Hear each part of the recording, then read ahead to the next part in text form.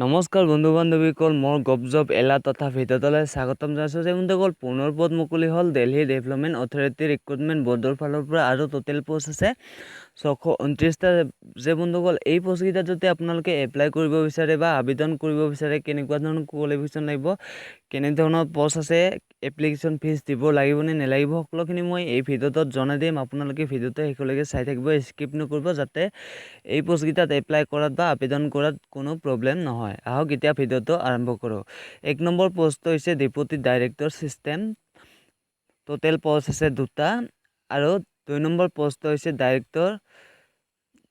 Deputy director planning total post আছে 5টা আৰু 3 নম্বৰ পোষ্টটো হৈছে এছিষ্টেণ্ট ডাইৰেক্টৰ পিক টোটেল পোষ্ট আছে 5টা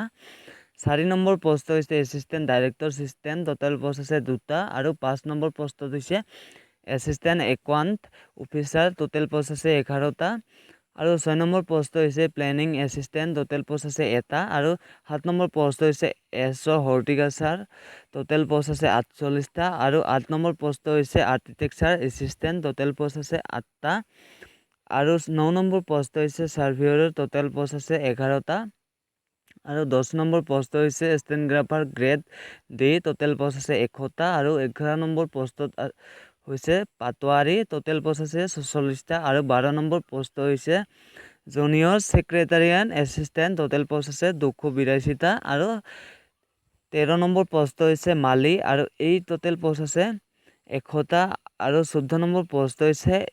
এছআৰ ল অফিচাৰ্ছ টোটেল পোষ্ট আছে 11টা আৰু 15 নম্বৰ পোষ্টটো হৈছে লিগেল এছিষ্টেণ্ট আৰু পোষ্ট আছে 7টা আৰু এই পোষ্টকেইটাত যদি আপোনালোকে আবেদন কৰিব বিচাৰে বা এপ্লাই কৰিব বিচাৰে আপোনালোকক কোৱালিফিকেশ্যন লাগিব এই নম্বৰ পোষ্টটো হৈছে deputy director system PhD computer science IT or ME MTech in computer science IT with first class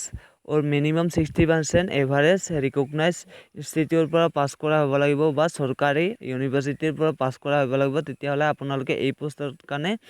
apply কৰিব পাৰিব আৰু 2 নম্বৰ পোষ্টটো হৈছে ডেপুটি ডাইৰেক্টৰ প্লেনিং ইয়াৰ এডুকেশ্যন কোৱালিফিকেশ্যন লাগিব bachelor degree planning architecture civil municipal engineering or master degree geology আৰু sociology economics আৰু ৰিকগনাইজ ইনষ্টিটিউটৰ ফালৰ পৰা আপোনালোকে পাছ কৰা হ'ব লাগিব বা চৰকাৰী আপোনালোকে ইনষ্টিটিউটৰ পৰা পাছ কৰা হ'ব লাগিব আৰু 3 নম্বৰ পোষ্টটো হৈছে এছিষ্টেণ্ট ডাইৰেক্টৰ পিক আৰু এই পোষ্টৰ আপোনালোকৰ আপোনালোকৰ এডুকেশ্যন কোৱালিফিকেশ্যন লাগিব বি পোষ্টৰ দৰে আৰু 2 নম্বৰ পোষ্টটো হৈছে এছিষ্টেণ্ট ডাইৰেক্টৰ সিস্টেম আৰু এই পোষ্টৰ কাৰণে এডুকেশ্যন কোৱালিফিকেশ্যন লাগিব MTech computer science with first class minimum 60% average government recognise ইনষ্টিটিউটৰ পৰা আপোনালোকে পাছ কৰা হ'ব লাগিব লগতে 60% মাৰ্কছ লৈ আপোনালোকে ই নম্বৰ পোষ্টটো হৈছে এছিষ্টেণ্ট একাউণ্ট অফিচাৰ আৰু এই পোষ্টৰ কাৰণে আপোনালোকৰ কেৰেক্টাৰেট একাউণ্ট CA কোম্পানী ছেক্ৰেটাৰী আছে ICWA master in financial control MBA finance or equivalent অ ৰিকগনাইজ ইনষ্টিটিউটৰ পৰা পাছ কৰা হ'ব লাগিব আৰু 1 নম্বৰ পোষ্টটো হৈছে প্লেনিং এছিষ্টেণ্ট আৰু এই পোষ্টৰ কাৰণে এডুকেশ্যন কোৱালিফিকেশ্যন লাগিব bachelor degree in planning architecture from recognise institute আপোনালোকৰ এই পোষ্টৰ কাৰণে আপোনালোকৰ বেচেলাৰ ডিগ্ৰী আৰু আৰ্কিটেক্সাৰ হ'ব লাগিব আৰু ৰিকগনাইজ ইনষ্টিটিউটৰ পৰা পাছ কৰা হ'ব লাগিব আৰু 2 নম্বৰ পোষ্টটো হৈছে এছঅ হৰ্টিকালচাৰ আৰু এই পোষ্টৰ কাৰণে এডুকেশ্যন কোৱালিফিকেশ্যন লাগিব বেচেলাৰ ডিগ্ৰী আৰু এগ্ৰিকালচাৰ অ হৰ্টিকালচাৰ ফৰেষ্ট্ৰি আৰু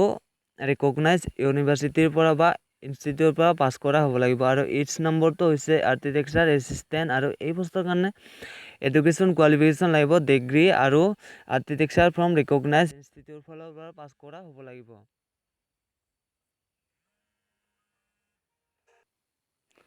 আৰু 8 নম্বৰ পোষ্টটো হৈছে চাৰ্ভেয়ৰৰ এই পোষ্টৰ কাৰণে এডুকেশ্যন কোৱালিফিকেশ্যন লাগিব diploma or 2 years national trade certificate in surveying from recognise ইনষ্টিটিউটৰ ফালৰ পৰা আপোনালোকৰ 2 বছৰ এক্সপিৰিয়েঞ্চ চাৰ্টিফিকেট হ'ব লাগিব বা কাম কৰা চাৰ্টিফিকেট আপোনালোকৰ 2 বছৰৰ থাকিব লাগিব চাৰ্ভেয়ৰৰ আপোনালোকৰ যে নম্বৰ পোষ্টটো হৈছে ষ্টেনগ্ৰাফাৰ ডি আৰু এই পোষ্টৰ কাৰণে এডুকেশ্যন কোৱালিফিকেশ্যন লাগিব 12 class pass senior secondary certificate or equivalent from recognise board or ইউনিভাৰ্চিটিৰ পৰা পাছ কৰা হ'ব লাগিব আৰু কে নম্বৰটো হৈছে পাটোৱাৰী এই পোষ্টৰ কাৰণে এডুকেশ্যন কোৱালিফিকেশ্যন লাগিব graduate of from any recognise ইউনিভাৰ্চিটিৰ পৰা হ'ব লাগিব। আপোনালোকে যিকোনো চৰকাৰী ইউনিভাৰ্চিটিৰ পৰা আপোনালোকে গ্ৰেজুৱেট কৰা হ'ব লাগিব। আৰু এল নম্বৰ পষ্ট হৈছে জুনিয়ৰ ছেক্ৰেটাৰী এণ্ড এছিষ্টেণ্ট। আৰু এই পষ্টৰ কাৰণে আপোনালোকক এডুকেশ্যন কোৱালিফিকেশ্যন লাগিব 12 class pass equivalent qualification from recognise board of university. আপোনালোকে এই পষ্টৰ কাৰণে আপোনালোকে 12 পাছ কৰিলে হ'ব বা হায়াৰ ছেকেণ্ডেৰী পাছ কৰিলে হ'ব। যিকোনো বৰ্ডৰ পৰা আপোনালোকে চৰকাৰী বৰ্ডৰ পৰা আপোনালোকে পাছ কৰা হ'লে হ'ব। আৰু এম নম্বৰ পষ্ট হৈছে মালি। আৰু এই পষ্টৰ কাৰণে আপোনালোকক এডুকেশ্যন কোৱালিফিকেশ্যন লাগিব 10 class pass from any recognise board হ'ব লাগিব। আপোনালোকে এই পষ্টৰ কাৰণে আপোনালোকে জাষ্ট মেট্ৰিক পাছ কৰিলে আপোনালোকে এই পষ্টৰ কাৰণে এপ্লাই কৰিব পাৰিব। আৰু এন নম্বৰ পষ্ট হৈছে SR ল অফিচাৰ। এই পষ্টৰ কাৰণে এডুকেশ্যন কোৱালিফিকেশ্যন লাগিব processing regular degree in law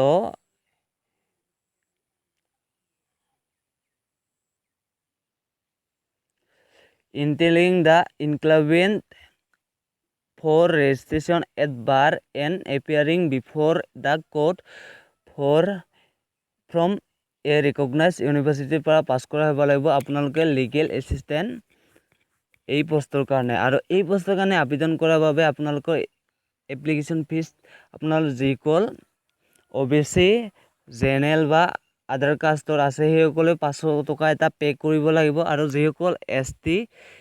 SC বা এক্স ছাৰ্ভিচমেন বা PWD কেণ্ডিডেট আছে সেইসকলৰ কাৰণে কোনো ধৰণৰ এপ্লিকেশ্যন ফিজ দিব নালাগে। আৰু এই পষ্টৰ কাৰণে আপোনালোকে কেনেকৈ এপ্লাই কৰিব, how to apply the candidate are required to fill the application as online by log in into link provide in DDS website. আপোনালোকে এই পষ্টৰ কাৰণে আপোনালোকে অনলাইন এপ্লিকেশ্যনত ফৰ্ম ফিল আপ কৰিব লাগিব। আৰু online application form fill up কৰাৰ ইম্পৰ্টেণ্ট ডেটছকেইটা মই কৈ দিছোঁ। আপোনালোকৰ যিকেইটা আপোনালোকৰ ইম্পৰ্টেণ্ট তাৰিখ বা এপ্লাই কৰাৰ তাৰিখ আছে সেইকেইটা আপোনালোকক কৈ দিছোঁ। অপেনিং ডেট এণ্ড টাইম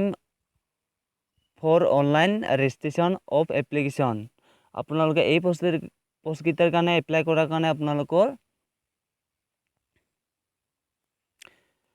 1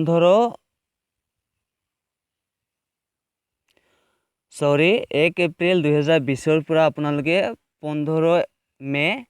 2020 চনলৈ আপোনালোকে এই পষ্টকেইটাৰ কাৰণে এপ্লাই কৰিব পাৰিব। আৰু এই পষ্টকেইটা আবেদন কৰাৰ আপোনালোকক লিংকটো বা অফিচিয়েল নটিফিকেশ্যনটো মই মোৰ ভিডিঅ' ডেছক্ৰিপশ্যনত এভেইলেবল কৰাই দিম। আপোনালোকে তাত গৈও চাব পাৰিব বা তাৰ পৰা আপোনালোকে যায়ো এই পষ্টকেইটাৰ কাৰণে অনলাইন আবেদন কৰিব পাৰিব। আৰু বন্ধুসকল এই ভিডিঅ'টো আজি এইখিনি আছিল। যদি ভিডিঅ'টো ভাল লাগিল প্লিজ ছাবস্ক্ৰাইব কৰিব আৰু কমেণ্ট কৰিব নাপাহৰিব, যাতে এনেকুৱা ধৰণৰ নতুন নতুন ভিডিঅ' আপোনালোকক দিব পাৰোঁ বা এনেকুৱা ধৰণৰ আপোনালোকক ভাল ভিডিঅ'বোৰ আপোনালোকক দিব পাৰোঁ। ধন্যবাদ।